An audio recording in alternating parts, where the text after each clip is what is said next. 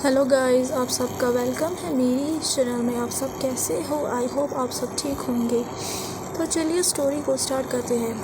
पिछले पार्ट में हमने देखा था कि जैन ईबो से कहता है कि मुझे टाइम चाहिए हम दोनों के रिलेशनशिप को अंडरस्टैंड करने में।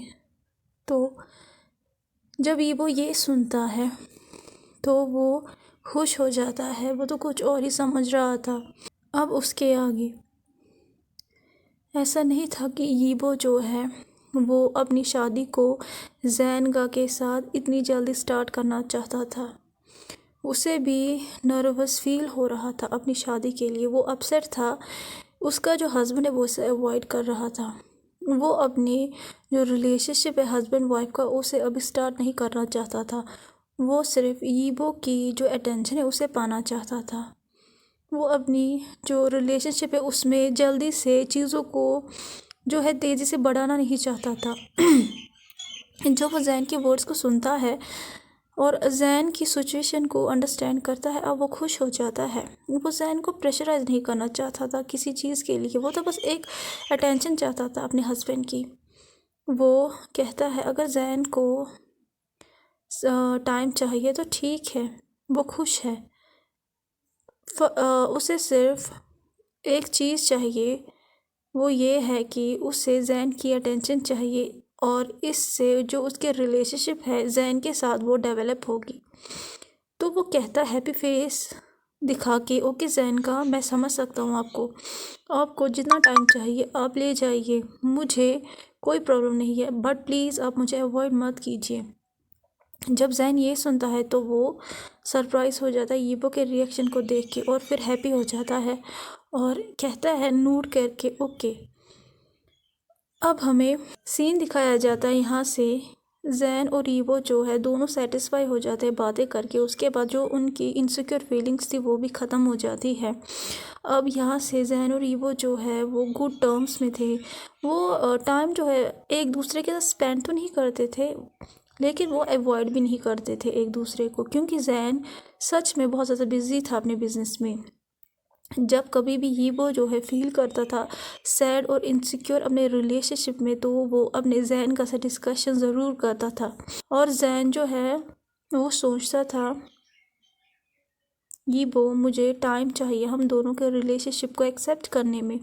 मैं कोई बड़ा स्टेप नहीं लेना चाहता अभी, क्या तुम मुझे सपोर्ट करोगे? तो जो यीबो है वो कहता है यस। अब हमें कुछ दिनों बाद का सीन दिखाया जाता है। उनके वेडिंग डे के बाद फाइनली एक दिन वांग फैमिली जो है वो उनके मेंबर जो है वो यीबो से मिलने आते हैं। जब यीबो अपने पेरेंट्स को, ब्रदर को, बाइलो को, जियान को देखता है अपने घर में तो वो सरप्राइज़ हो जाता है। वो अपनी आंसू को रोक ही नहीं पाता है, क्योंकि शादी के बाद वो पहली बार अपनी फैमिली से मिला है। वो कभी भी सेपरेट नहीं हुआ अपनी फैमिली से। स्पेशली वो अपने मामा के बहुत ज़्यादा करीब था। और वो जब भी अपने घर में से किसी को सबसे ज़्यादा याद करता था वो उसकी मामा थी। जब वो अपने मामा को देखता है ये वो रोने लगता है। उसकी मामा भी उसे देख के रोने लगते हैं। दोनों हक करते एक दूसरे को। वो कंट्रोल नहीं कर पा रहे थे। सारे फैमिली मेम्बर जो है वो इमोशनल हो जाते हैं, लेकिन जियान जो है जियान जो था वो इनोसेंटली दोनों की तरफ देख रहा था, पाउटी फेस दिखा के। उसे कुछ भी समझ में नहीं आ रहा था कि उसके अंकल और ग्रैनी क्यों रो रहे हैं। ये वो जो है वो रो रहा था। तो चिरैन जो है वो अपने बेटे की तरफ वरीड फेस से देखता है। उसे कहता है यीबो बेबी क्या हुआ, तुम क्यों रो रहे हो, क्या तुम हर्ट हो? तो जैन जो है तो यीबो जो है वो अपने आंसुओं को हैंकरचीफ से पहुंचता है और कहता है नो नो डैड मैं ठीक हूँ, मैं बस थोड़ा सा इमोशनल हुआ आप लोगों को देख के। मैं बहुत ज़्यादा खुश हूँ कि आप मुझसे मिलने आए यहाँ पे। मैं आपको बहुत ज़्यादा मिस कर रहा था। तो चिरैन और हाकुन जो है दोनों उसे हक करते, उसे कहते हम भी तुम्हें बहुत ज़्यादा मिस कर रहे थे। उसके बाद ये वो बाइलो की तरफ मुड़ता है और उसे कहता आप कैसे हो जी? तो उसे कहती है मैं ठीक हूँ, तुम कैसे हो, पहले मुझे कहो अपने बारे में, क्या तुम खुश हो? तो ये वो जो है वो कहते मैं खुश हूँ। उसके बाद उसके चेहरे पे एक स्माइल आ जाती है बड़ी सी। जब सब लोग देखते कि ये वो खुश है तो वो सेटिस्फाई हो जाते हैं। उसके बाद ये वो जो है वो अपनी फैमिली मेम्बर्स को खींचता है, उन्हें बिठाता है सोफ़े पे और कहता है हम यहीं पे बात करेंगे। उसके बाद सब लोग जो है एक के बाद क्वेश्चंस पूछते हैं यीबो से और वो रिप्लाई भी करता है। कुछ ही देर में मिसेस हैन और कुछ जो सर्वेंट्स थी वो आती है अपने हाथों में ट्रे लेके, और उसमें कुछ स्नैक्स और चाय थी, और वो लोग बो करते हैं। जब मिस्टर वांग और मिसेस हैन को देखते हैं तो कैरमन खड़ी हो जाती है और उसे होल्ड करती है उसके हाथ को और कहती है मिसेस हैन। तो वो कहती है यस मैडम वांग। तो उसे कहते हैं आप कैसे हो मिसेस हैन, मैंने आपको कितने सालों बाद देखा है। तो वो उसे कहती है यस मैडम वांग, मैंने आपको बहुत टाइम बाद देखा है।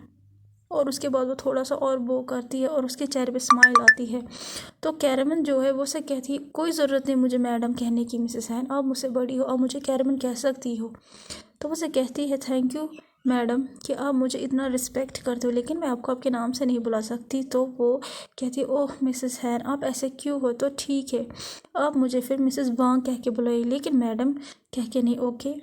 तो उसके बाद जो हैन है वो नोट करती है एग्रीमेंट में। उसके बाद कैरमन जो है वो उसे अपने साथ एक सोफ़े पे बिठाती है और उसके बाद वो हैन से यीवो के बारे में पूछती है, बचपन के बारे में। और वो कहती है कि नैनी थी, मिसेस हैन जो थी वो यीवो की नैनी थी बचपन में, और यीवो जो है वो बहुत ज़्यादा नॉटी चीज़ें करता था मिसेस हैन के साथ, और जैन भी।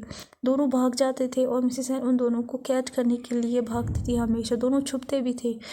बहुत घंटे बाद मिसेस हैन ही उन्हें निकालती थी।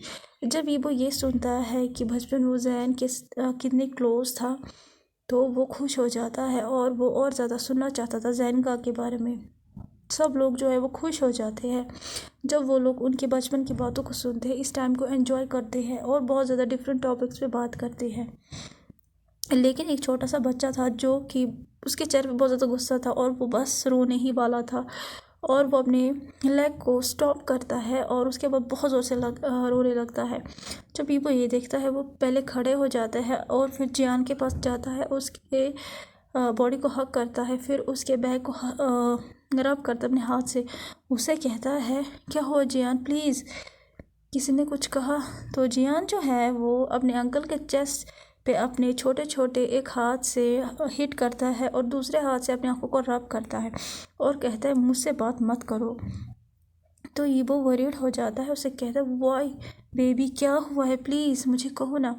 तो वो चिल्लाता है, ज़ोर से रोता है, उसे कहता आप मुझे भूल गए ना, अब आप मुझसे बात नहीं करते हो, अब आप जियान से और ज़्यादा प्यार नहीं करते हो।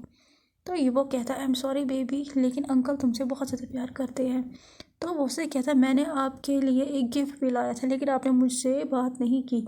तो वो उसे कहता है सॉरी जियान प्लीज़ मत रो, ओके। अंकल जो है वो अपने कानों को पकड़ते हैं, मुझे सॉरी कहते हैं, अब मुझे अपना गिफ्ट दिखाओ। जब जियान अपने अंकल को देखता है जिसने कान पकड़े हुए थे, तो वो यीबो की फेस की तरफ देखता है जिस पे एक क्यूट पॉट था, और वो अपनी आंखों को ब्लिंक करता है रिपीटली और उसके बाद नोट करता है अपने हेड को। उसके बाद वो एक गिफ्ट को लाता है यीबो के सामने। तो यीबो जो है वो उस गिफ्ट को लेता है और कहते हैं वाओ जियान ये क्या है। तो उसे कहता है अंकल इसे खोलिए। तो वो कहता है ओके। उसके बाद जब वो खोलता है तो यीबो के चेहरे पे एक लाइट आ जाती है और फिर वो एक स्मॉल सी किस जियान के फॉरहेड पे करता है और उसे कहता है ये कितना क्यूट और एडोरेबल है तुम्हारी तरह जियान, क्योंकि उसने एक पुलिशी लाया था, बनी पुलिशी। तो जियान जो है वो कहता है थैंक यू, और यीबो जो है वो उसके चिक्स पे किस करता है। उसके बाद वो पुलुशी को यीबो के हाथ से छीनता है पाउटी लिप्स बना के, और उसके बाद यीबो के दूसरे साइड जो है रखता है उस पुलुशी को और उसे कहता है यीबो अंकल बनी पुलिस जैसे है। सब लोग हंसते हैं जियान के एक्शन से। यीबो जो है वो जियान को अपने आर्म से उठाता है, दोनों जो है सोफे पे बैठ जाते हैं और जो जियान है वो उसके लैब पे बैठ जाता है। उसके बाद कुछ टाइम बाद मिसेस हैन जो है वो आती है और उन्हें इन्फॉर्म करती है कि लंच तैयार हो चुका है, वो लोग डाइनिंग हॉल में आ जाए। उसके बाद जब लोग सब लंच को फिनिश करते हैं फिर से वो लोग लिविंग रूम में आते हैं बातें करने के लिए। इस बीच में हाकुन जो है वो जैन के बारे में पूछता है, तो यीबो कहता है कि वो ऑफिस में है। वो जो है वो ज़्यादा जैन के बारे में नहीं पूछता, उसे पता था कि जैन जो है वो हमेशा ऑफिस में ही ज़्यादा रहता है, और उसे पूछता है कि जैन तुम्हारी केयर करता है, वो तुमसे नाइसली बात करता है। तो यीबो जो है वो कहता है उनसे कि आप लोग टेंशन मत लीजिए, वो मेरी बहुत ज़्यादा केयर करते हैं और वो मुझसे नाइसली बात भी करते हैं। लेकिन वो जो है वो अपनी फैमिली को हाफ ट्रुथ ही कहता है। वो अपनी फैमिली को नहीं कहना चाहता था कि वो लोग जो है एक घर में तो रहते हैं लेकिन एक कमरे में नहीं। वो अपनी फैमिली को वरी नहीं करना चाहता था विदाउट ए रीज़न की। उसके बाद जो है हमें गार्डन दिखाया जाता है जहाँ पे जियान और यीवो जो है वो हाइड एंड सीक खेल रहे थे। जब वो लोग खेल रहे थे बहुत ही लंबे समय से, उसके बाद दोनों बैठ जाते हैं गार्डन में। उसके बाद हाकुन आता है और वो इन्फॉर्म करता है वो लोग कल यूएसए के लिए निकल रहे हैं। जब ये वो ये सुनता है वो शॉक हो जाता है, सरप्राइज़ हो जाता है और फिर वो अपने पेरेंट्स की तरफ देखता है कंफर्म के लिए। कैरमन और जो चिरैन है वो भी नोट करते हैं।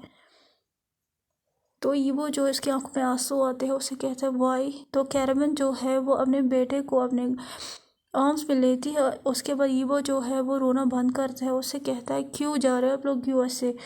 तो वो कहती है एक्चुअली ये वो हमें जो है हमें शिफ्ट करना है बीजिंग वापस अपने बिज़नेस को, लेकिन वहाँ पे बहुत ज़्यादा प्रॉपर्टीज़ है हमारे बिज़नेस की, इसीलिए हमें बहुत ज़्यादा टाइम लगेगा अपनी कंपनी को यहाँ रीस्टार्ट करने में और इसमें बहुत ज़्यादा प्रोसीजर भी है। इसीलिए हम लोग 4 मंथ के बाद आएंगे। 4 मंथ तक हम लोग यहाँ का और वहाँ का प्रोसीजर कंप्लीट करेंगे। तो हाकुन जो है वो कहता है कि मॉम एंड डैड जो है वो 2 या 3 मंथ्स बाद ही आएंगे और मैं बायलू और जियान जो है वो जो प्रोसीजर जब कंप्लीट होगा तभी आएंगे।